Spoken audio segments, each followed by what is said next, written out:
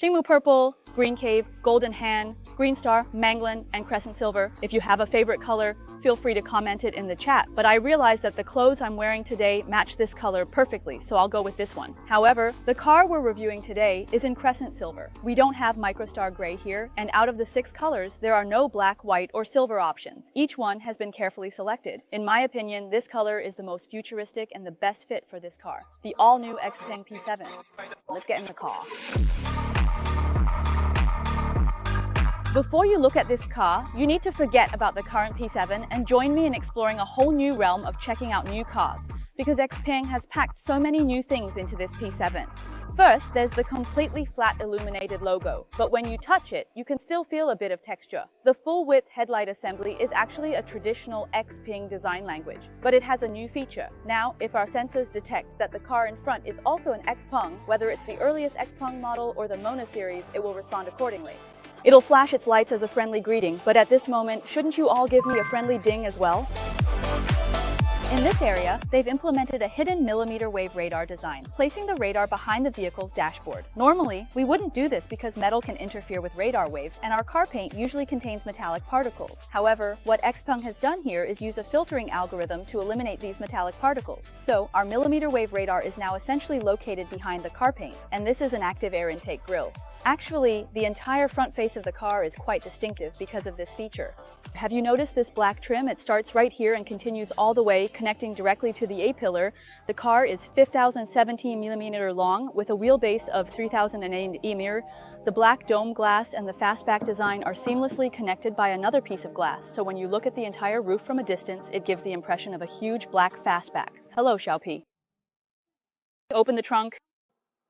The trunk is opening paired with a large liftback. So what do you think? How would you rate the side profile lines?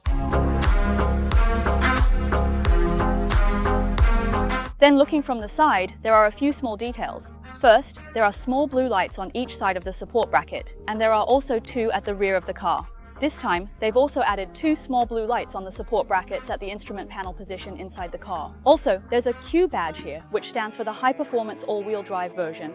And they're orange, so on this car, the brake calipers are orange. This time the P74 4-piston calipers come standard. However, the wheels come in 2 sizes, 20 and 21 inches, with 3 different styles, and each style is very distinct. The 245/275 staggered tire widths will also add some stability to the car during normal driving. But all of this is about dynamics, so we'll have to see how it performs later. Hi there, little P.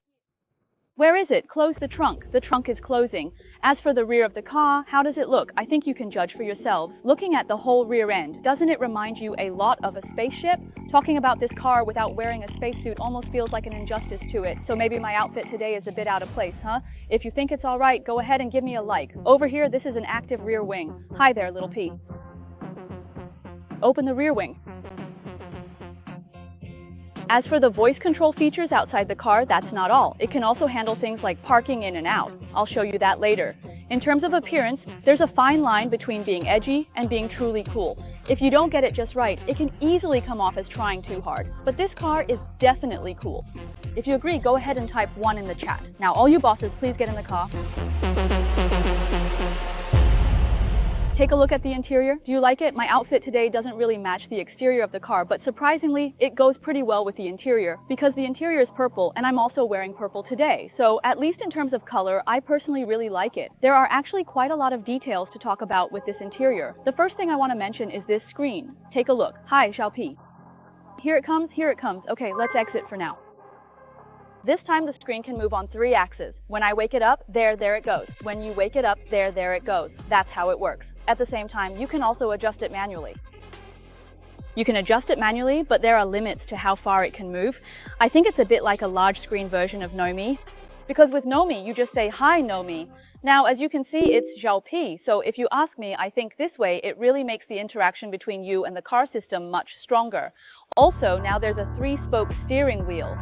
It's flat on the top and bottom, and as you can see, it has a bit of a trapezoidal feel. The whole steering wheel is asymmetrical. Only this part is symmetrical. I'm not sure if everyone likes this kind of steering wheel, but it's standard across all models, so you can't choose a regular steering wheel. Also, they've placed the head-up LCD display inside the steering wheel, and here they've given you 2 knobs for driving modes that you can rotate. Then, the entire screen, our ambient lighting, and the whole display are all linked together for a coordinated effect. So just looking at this steering wheel, it creates a bit of a sports car vibe, since many supercars now use this kind of design. Another interior detail worth mentioning is that here and on the passenger side, there are small fingerprint buttons, which are capacitive touch switches. It can be linked to several of our functions, such as seat heating, ventilation, and even opening the armrest box. You can directly customize these functions. At the same time, this feature can also be updated via OTA in the future. Isn't this little feature quite interesting? But honestly, guys, I think if there were a quick shortcut function here, the one I would need the most is one-touch adjustment for my rearview mirrors. That's the function I need the most.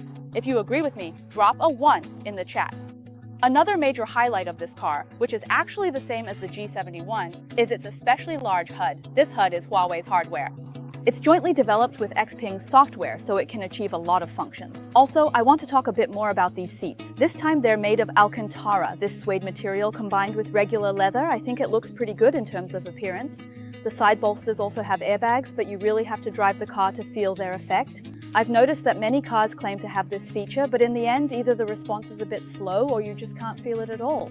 There are also some other details like 2 wireless charging spots, storage compartments, storage space, Type-C and USB ports, soft closing doors, and also LED vanity mirrors. All of these are included. Now, with a wheelbase of over 3 meters, what do you all think about the space in the back row?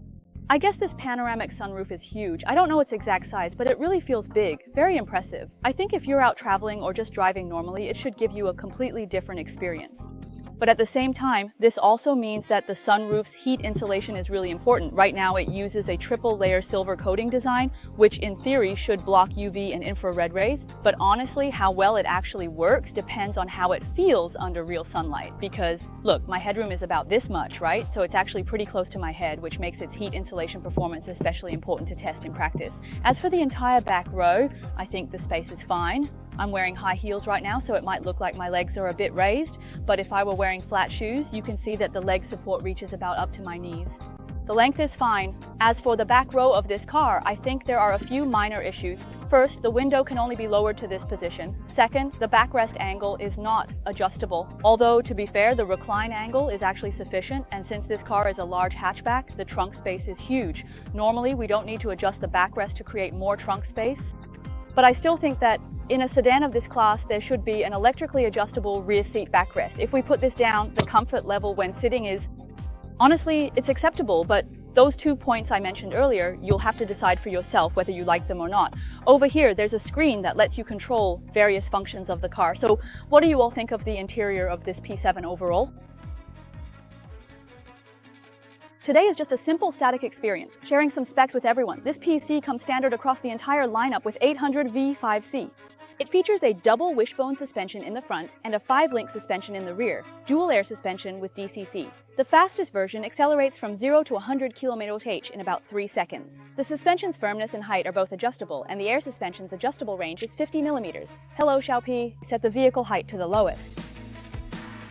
The height isn't at its lowest yet. You can also control the suspension height from outside the car, just like with the G71. It has 3 self-developed Turing AI chips, 2 at the rear and 1 at the front, working together with the 8295P to manage the cockpit. As for this car's range, it starts at 702 kilometers, and the long-range version goes up to 820 kilometers. It's in the 300,000 yuan price range, but in my opinion, its price definitely shouldn't exceed 300,000.